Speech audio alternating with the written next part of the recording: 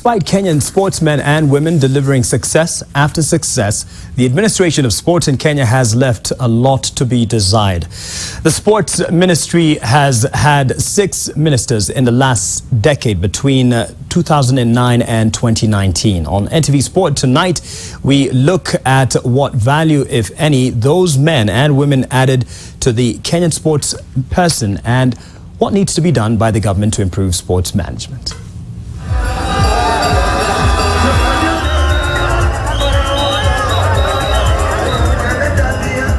Despite sports bringing in so much glory in Kenya and a source of great pride and unity for Kenyans in the past decade, the management of sports has remained a comedy of errors.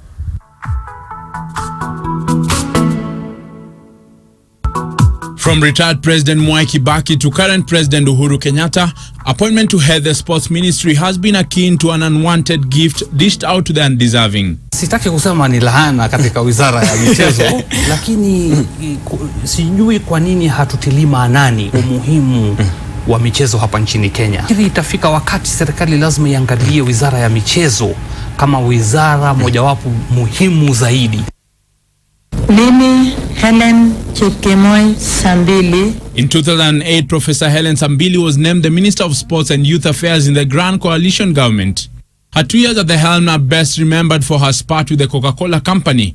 The firm had dished out close to 120 million shillings to the Sports Stadium Management Board to have the stadium renamed to Coca-Cola Stadium for 3 years. But Professor Sambili's insistence that the Nyayo name was a national legacy that could not be dropped, so the deal fell through. There was a total of 5 organizations that bid, but Coca-Cola's bid was the most successful of the 5. Ironically, 10 years later, Nyayo has been a construction site for the last 3 years.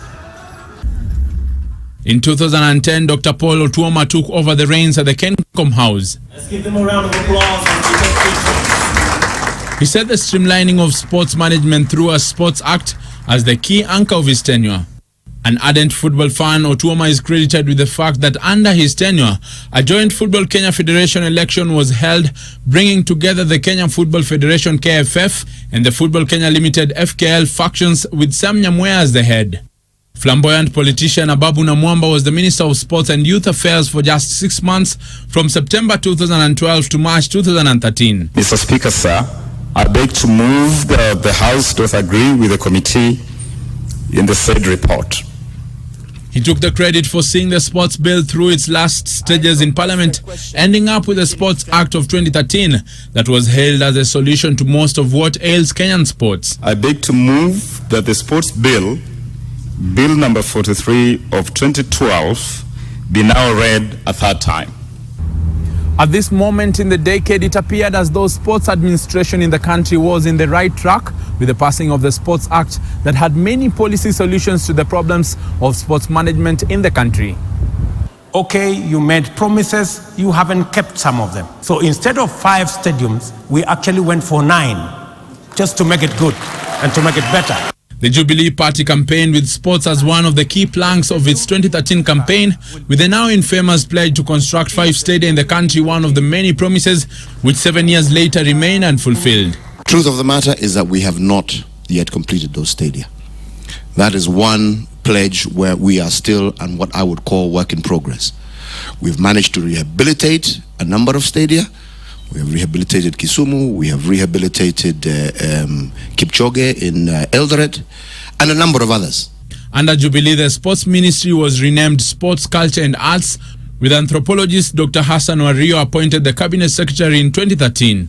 I, Hassan Wario Arero. For the next 5 years, Dr. Wario delivered a series of missteps of Olympics proportions that culminated in the Rio 2016 debacle. While Kenya enjoyed its most successful Olympics in Rio, winning 6 gold, 6 silver and 1 bronze medal, the performance was stained by allegations of corruption and stealing of funds meant for athletics. Wario Arero, subsection 1 of the Anti-Corruption and Economic. And earlier this month, an anti-corruption court ruled that Wario, charged along with others, have a case to answer. Being the Cabinet Secretary of the said ministry. After winning the 2018 elections, President Uhuru Kenyatta stunned many when he named politician Rashid Echesa. The former boxer found it tough from round 1, with critics questioning his academic credentials during his vetting. I, Rashid Echesa Mohammed, having been appointed a cabinet secretary of the government of Kenya. Echesa will be remembered for his preference of politicking at funerals at the expense of matters sports. And his boss, who questioned his work ethics publicly, delivered a knockout punch with a sacking. Wewe kama huko tayari kufanyia wananchi kazi na jukumu lako ni siasa, piga about turn.